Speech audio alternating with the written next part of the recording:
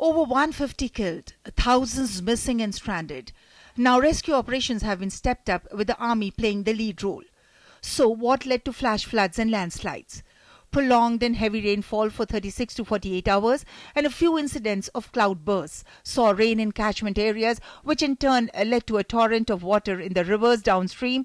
This triggered landslides and flash floods. Rain in catchment areas poured excess water in rivers, leading to landslides and flash floods.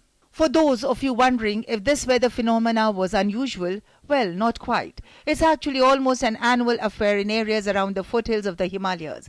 Similar incidents happen almost every year, although nothing so far can match the scale of the disaster this year. As usual in areas around the Himalayan foothills, the scale of the disaster this year is bigger.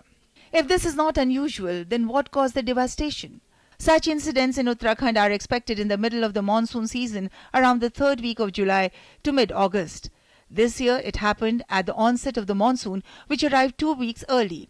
The second and third week of June sees a heavy inflow of tourists to the Char Dham pilgrim centers in Uttarakhand, with people eager to complete their trips before the monsoon.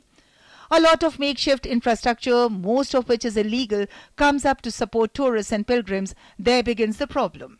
Such events are expected from mid-July to mid-August, but monsoon arrived 2 weeks early, taking pilgrims and tourists by surprise, hitting tourists and infrastructure. But what makes the situation alarming is the fact that this time round there was an alert. Authorities were forewarned about an impending disaster. Met Department had sent the state government forecasts warning them of heavy rainfall in the foothills of the Himalayas.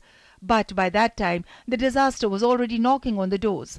But can one stop at just blaming the timing for the scale of the disaster? Met Department warned state government of heavy rainfall, timing and scale of the disaster unexpected. Bureau Report, DD News.